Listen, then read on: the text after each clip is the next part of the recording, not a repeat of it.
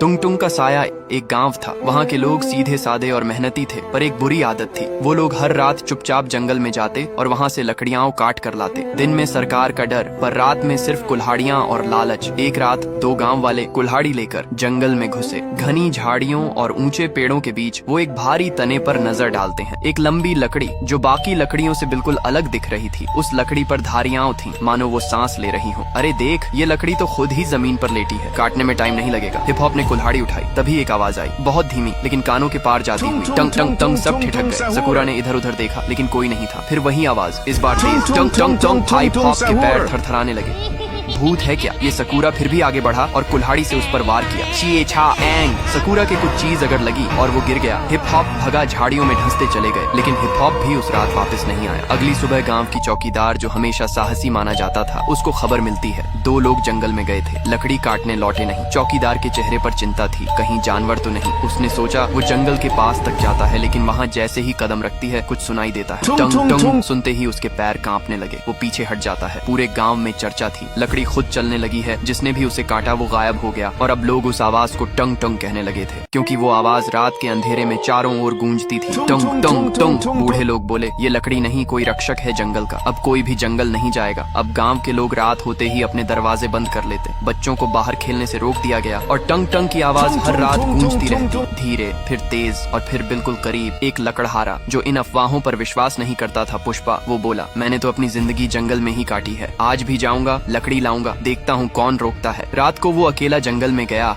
और कुछ घंटों बाद उसकी चीख सुनाई दी, बचाओ, ये कोई लकड़ी नहीं, ये जिंदा है। फिर उसका कुछ पता नहीं चलता। चौकीदार ने अब ठान लिया था, ये सिर्फ कोई अफवाह नहीं, कुछ है वहाँ, कुछ ऐसा जो हम इंसानों को रोकना चाहता है। वो बुजुर्गों के पास जाती है। एक बूढ़े बाबा कहते हैं, वो लकड़ी नहीं, जंगल का राजा है। टंग टंग। न वो आदमी है, न जानवर, न भूत है, न देवता। वो जंगल की आत्मा है। जब भी किसी ने जंगल को नुकसान पहुँचाया, वो टुंग टुंग बनकर लौटा। चौकीदार अकेली जंगल के पास खड़ा था। हवा तेज हो रही थी, पेड़ हिल रहे थे, और फिर वही आवाज, टंग टंग। झाड़ियों के बीच से वो आकृति सामने आई। लकड़ी का बना एक इंसानी आकार, बिल्कुल सख्त, पर आंखें जल रही थी। चौकीदार की सांस रुक गई। वो देख रहा था जंगल के रक्षक को, लकड़ी के राजा टंग टंग को। टंग टंग कुछ नहीं बोला, सिर्फ एक बार जोर से गूंजा, टंग टंग, और जंगल की जमीन कांप उठी। पुष्पा भागा नहीं, लेकिन उसकी आंखों में पहली बार डर नहीं। सवाल था, क्या ये राक्षस है या रक्षक? ये वीडियो फ्री फायर को टैग करो पार्ट 2 के लिए। पार्ट 1 में आपने देखा चौकीदार पहली बार टुंग टुंग से आमने सामने हुआ था। अब गांव में सन्नाटा था। हर आदमी की नजर अब जंगल की तरफ थी, जहां से पुष्पा कभी लौट कर नहीं आया। बुजुर्गों ने कहना शुरू किया, वो कोई लकड़ी नहीं थी, वो एक चेतावनी थी। पर गाँव के कुछ नौजवान अब भी नहीं मानते थे। गाँव का सबसे निडर लड़का था बनी, सीधा, ताकतवर और थोड़ा घमंडी। उसे अफवाहों में यकीन नहीं था। जब चौकीदार ने सभा में टुंग टंग का जिक्र किया तो वो हंस पड़ा। लकड़ी चलती है, हाँ, हमारे कंधे पर तुम लोग डर से कांप रहे हो, और मैं जंगल से लकड़ी लाकर दिखाऊंगा। उसके साथ दो और लड़के थे, रेड क्रिमिनल और ब्लू क्रिमिनल। तीनों ने ठान लिया, रात को जाएंगे, लकड़ी काटेंगे, और सारे गांव को दिखाएंगे कि डर सिर्फ दिमाग में होता है। रात 1 बजे